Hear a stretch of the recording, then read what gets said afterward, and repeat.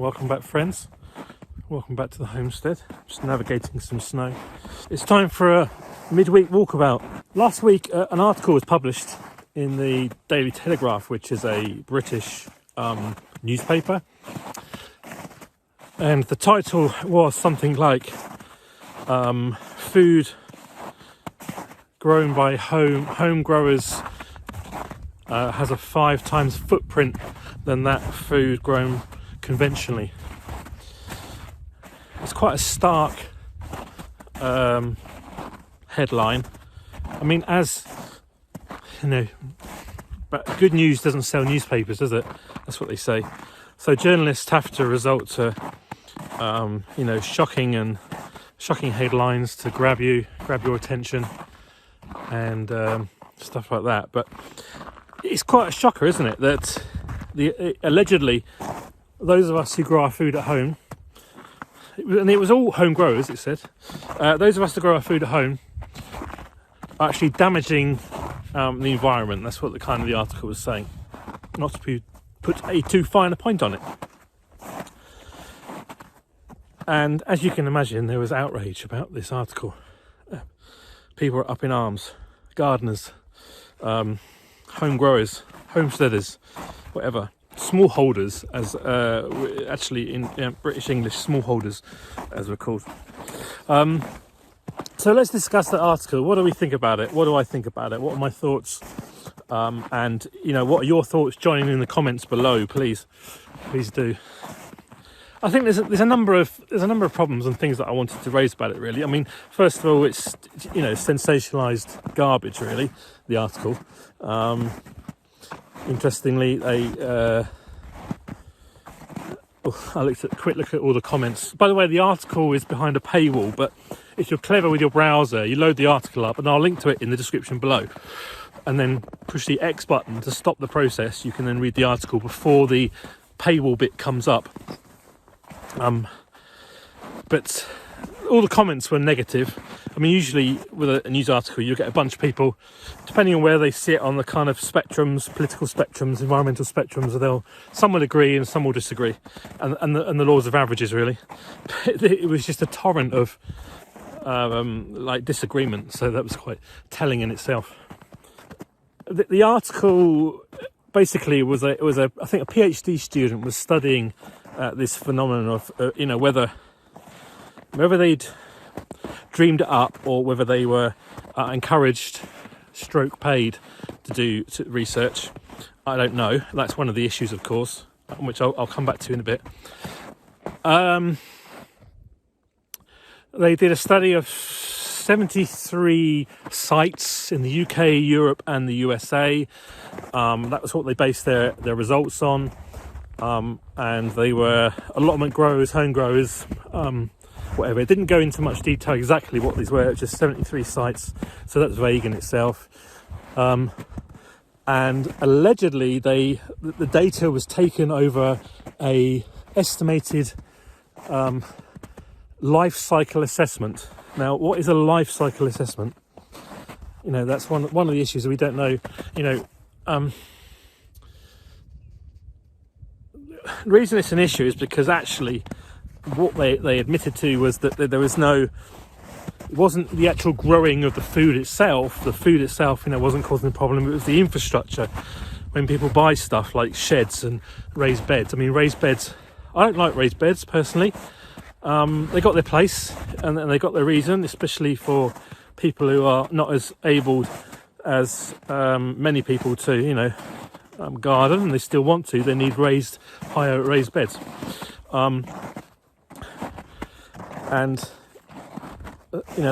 That's maybe there's some kind of point there, I guess, in that. And they talked about different vegetables, that gardeners should be encouraged to grow vegetables which has a high carbon output, like stuff that's growing in a greenhouse, for example. The greenhouses that have to be heated, and then stuff that's quite seasonal that has to be ferried around the world, is shipped and flown and whatever, like asparagus, for example, which has got a very short season. Now, I really enjoyed the asparagus season in Norfolk. It came somewhere around late April, early May, I think, we'll get this flurry of wonderful asparagus, and then it was gone.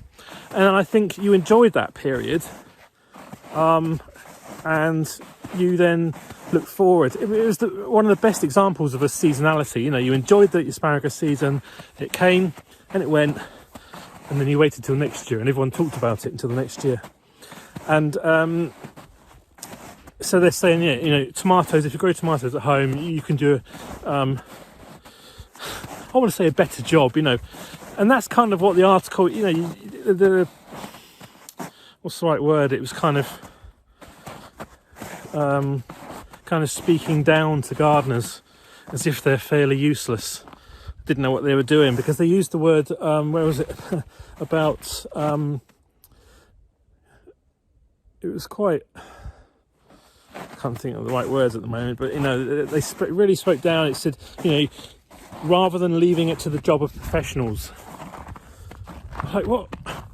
I mean, I know a farmer does a great job, and we need farmers, but why should they be called professionals when you've got people who are growing a lot of food themselves, like us and many others? What's professional got to do with it, really? There was a quote, I saw it ages ago, it's just come to mind. Big farms feed the world, small farms feed society. And I think that's got a lot to say for itself. So, and I think, you know, when you look at things like salads and whatever, I really struggle with the fact, if you grow salads, how can your salad, the infrastructure that's required to grow some salads, because often the same infrastructure is used for many different things, how can that be worse than salads being shipped in diesel trucks from Spain or whatever and halfway around the world? I don't really get that. And then there's things like nutrition. I just don't understand. You know, there's nothing about nutritional value of food and the damage that conventional agriculture is doing to the soil, and which in turn is giving us not so nutritional or poorly vegetables with poor nutrition, and stuff like that. You know, it wasn't looked at all. And maybe they got a point in the way that, well, they did have one point that I thought was good, was, you know, we need to learn to mend things rather than just throw stuff away and buy new. And that was a really good point. You know, I'm really big into mending, repairing and reusing rather than just buying new where I can, or, as you've seen in other videos, making tools from scratch from the wood that I've got here, rather than going out and buying tools and stuff like that. But, you know, if you're the conspiracy theorists among us, well, I'm not especially a conspiracy theorist, as I've said before, but you got a question like, what was the point of this article? Where is it leading? Why was someone doing that study? Were they paid to do it? You know, you can just imagine governments taking it a bit too far, but, you know, saying, well, sorry gardeners, but you're causing the environmental damage, you've got to stop gardening, you need to buy all our food, blah blah blah. Or supermarkets, you know, look at the power the supermarkets have got it over the farmers, and now they want it over. The last thing the supermarkets want is people growing their own food that they could buy and make profits from, and all sorts of stuff like that. But anyway, don't really want to go down that route. So that was just the article. That was today's walkabout. Read the article, make your own opinion up from not just what I've said. Let me know what you think. How are you lowering your carbon footprint through tools and stuff like that? Leave comments down below.